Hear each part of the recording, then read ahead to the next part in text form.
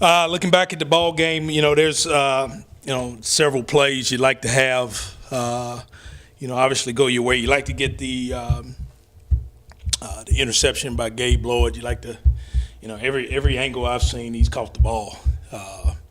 So I don't know what they saw. But I will tell you this: that crew. What's his name again? Jason Autry. Jason Autry's crew is maybe the best crew that we've had in 2 years. I think we've had them a couple times, and they're really pretty good. Jason does an unbelievable job in as far as being the white hat and giving you the information that you need and all those things. So it's really neat. It's good for me when I know that we got a good crew working the game. That play, the OPI. I would say those are two calls I'd like to have, but you can't have them. But overall, I thought they managed, and when the referees are not involved in the game very much, that's usually mean they're doing a pretty good job. I think we're one of the least penalized teams in the country. So that's hats off to our coaches and coaching and those type things. That's good. We got our hands on 3 kicks Saturday. 2 punts and a PAT. If we do our technique just the way we coached it, saw it, those balls don't go over the line of scrimmage. They're blocked behind the line of scrimmage. We got a chance to scoop and score them for touchdowns. You take those 2 plays. You take Jashaun Wattie's dropped interception, and then you take Gabe's play, and it may be a different ball game. Maybe an entirely different ball game. So that close, but close is only matters in horseshoes and hand grenades. So at least somebody told me that a long time ago. I thought our kids battled. Again, I have not looked at a tape all year long that I didn't think our kids fought and battled and gave us effort. It's frustrating sometimes to go in that locker room and say you really spilt your guts, but you didn't get a W. Then I come back here yesterday, it was a Sunday, and we go out and practice, and we practice really well. I mean, kids go out and a lot of energy, compete, everything you ask. This morning I'm down in the weight room. Before I go up to my office, I spent an hour and a half down there in the weight room with our strength coach and guys on voluntary lifts, and they're down there, and our kids like each other. They like being around each other. They like working out with each other. It's about 25 kids down there this morning, and didn't have to be there. They're down there working out, and so I think we've turned the corner on the environment. At least it just seems like it. We've turned the corner on the culture and the environment. Now it's about continuing to grow and develop our young players. There was only 9 seniors. I kept trying to give you guys a hint. You kept having extra names up there. I kept telling you guys 9. There's 9 guys. There wasn't 10. There wasn't 11. There's 9. 9 seniors on our team. You guys didn't catch the hint last week when they gave it to you all week long. A couple of those seniors that were flashed up there on the board, not on our team anymore. So kept trying to give you guys the hint. But those 9 seniors, I told them in the locker room after the game, when we start winning, and I said win, and when we start competing for a Sun Belt, and I said win, I said it's going to be because of you 9 guys that are right here. I said it's going to be because of you 9 guys, and I honestly believe that. It's going to be because of those 9 guys that for the last 19 months have done everything we've asked them to do. Those 9 guys. So hats off to those guys. Sorry we couldn't win the game for them, but as Brent said earlier, talking to him, a year ago we were 20 plays away from having a chance to win the game. We're only like 4, 5, 6 now. So we're getting closer. So I like that. I'll take that. We'll keep getting better. Is the saying we use around here. We'll try to enhance it and make it better and try to win some games. Good opponent, obviously a really good opponent. One of, I think, 4 opponents that will play all year long that are tied for the league in our league. Troy, let's see, that might be 5. Troy, Arkansas State this week, Georgia State, who we played last week, and then App State.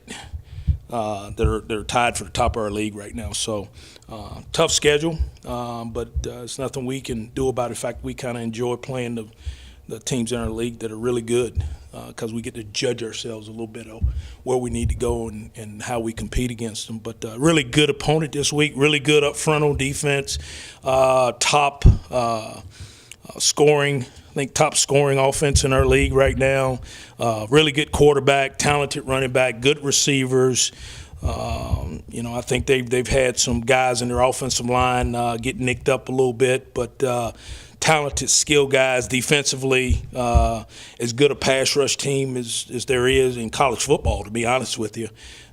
They've got a couple of guys. They got one guy with 9 sacks and a couple other guys with 3 and 4. Mike Linebacker Wilson's really, really talented and good aggression on the outside at corner and at safety. So big challenge for us on the road this week. Again, it's in this league, when you go on the road, you're going to play good teams on the road. But it'll be a good challenge for us to go prepare and go compete against one of the top teams in our league. The offense has had so much success, and everybody I've spoken with, and I think you've mentioned as well, tempo has had a lot to do with that. Looking at Arkansas State, and no offense to the past 3 opponents, but their defense is so good. Yeah. Does that change anything you want to do offensively in terms of maybe having to keep extra guys in for pass pro? Or I'm sure we'll have to come up with some different things on how to protect the edge because they're so talented. And what people don't know is they're like 3 deep up front. So tempo may not even bother them because they'll run 3 new guys in, and then they'll run another 3 guys in. So, I mean, they're playing 12 guys in their defensive line. We don't even have 12 defensive linemen. We don't have 12 linemen offense or defense. They're running 12 guys in the game. So, we'll have to do something to protect the edges because they are talented. And they're talented inside, too. I mean, they get good push inside, but they're talented on the edges. What do you see out of the secondary this week going up against such a high-efficient passing team this week?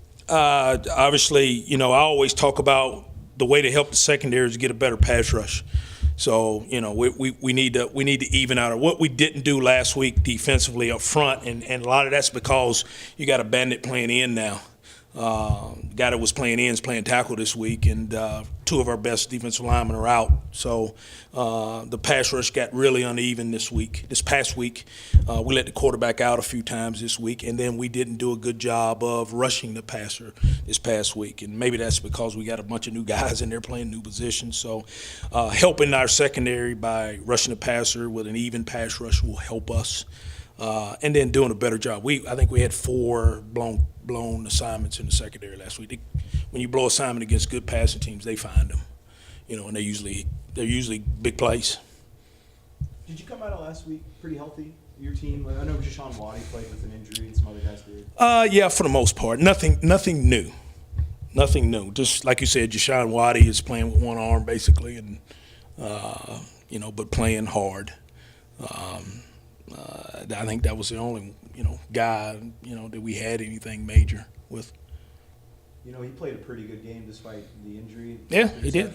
The strip. Were you pretty proud of his performance? He did. Yeah, it was. I mean, you talk about a guy that's, all year long had his shoulder. He's been in a harness all year long.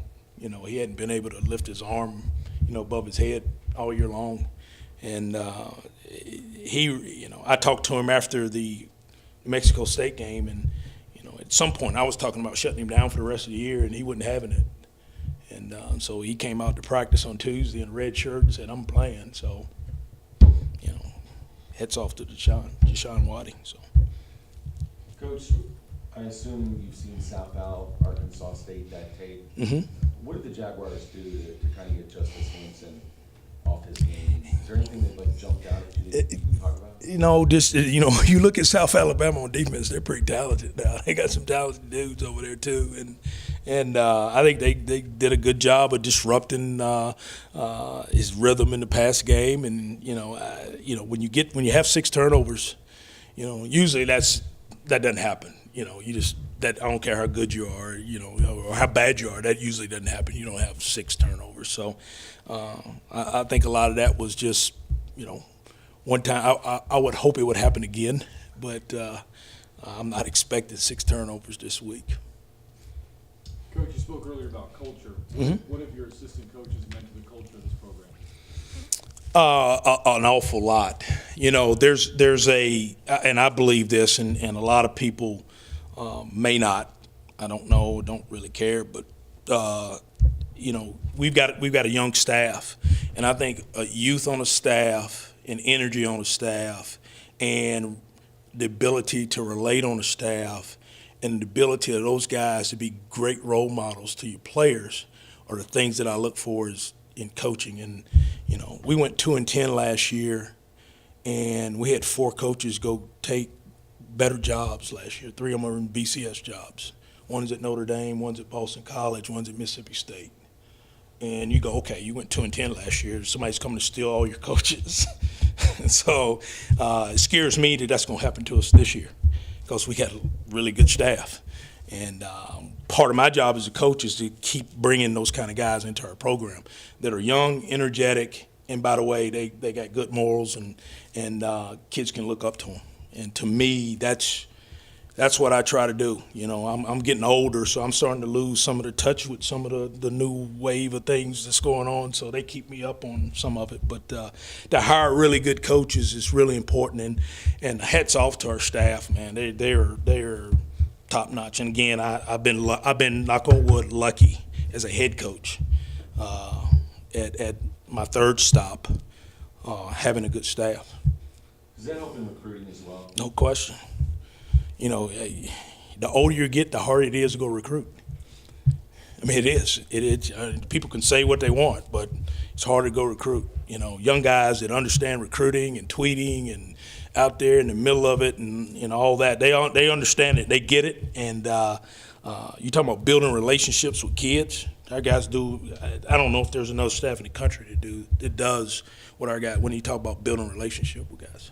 You also credited the assistants on helping keep the penalties low this season. How did Yeah. that help that? Coaching technique and fundamentals. You know, I think and being able to take a young group of guys and do that with that's hard to do now.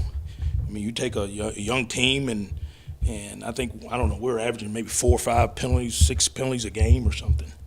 You know, max, and you know to be able to do that, and our guys, and that's been consistent throughout the year. Our guys have done a good job of coaching fundamentals, and again, that's hard to do, man. There's a lot of coaches in the country, but there's not a lot of them that have the energy, that have the expertise, the ability to teach technique and fundamentals, to have the drive to go get up every day and go recruit, and have the drive every day to be mentors to young kids, to 105 young kids every day. That's, you know, it's pretty special. That's one of the reasons I like getting up and coming to work every day, because I like being around our assistants. Coach, you brought up an interesting point right there where you're talking about you cut down on penalties by coaching. I want to go back to the Georgia State game, that illegal kicking that the Georgia State punter did. Right. He's from Australia. Right. So he probably hasn't watched a lot of football, but even Saturday night, it got me to thinking, do you spend time, you and the assistants spend time with the guys just teaching them rules like Ripley? Does Ripley know that rule? No question. Okay. No doubt. I mean, you have to. You have to talk about every little thing with your team. And it's funny. It's I've got enough coaches on our team that are really smart guys, you know, that understand the rules. They help me with rules. They weren't going to let me not take that penalty because the guy kicked the ball. You know, that was the only reason we got the penalties, because legal kicking. He could not legal touching. Couldn't do that. Melbourne, Australia. He probably has no clue. And no disrespect to them, I don't know if they've talked to him or not about that, but that was obviously a big change or momentum swing in the game. Savion Patton and Dean Taylor were out with concussions. Probably out this week. We'll see. I mean, we still got a couple more days. You know, concussion protocol will determine that, and hopefully we'll know a little bit more tomorrow.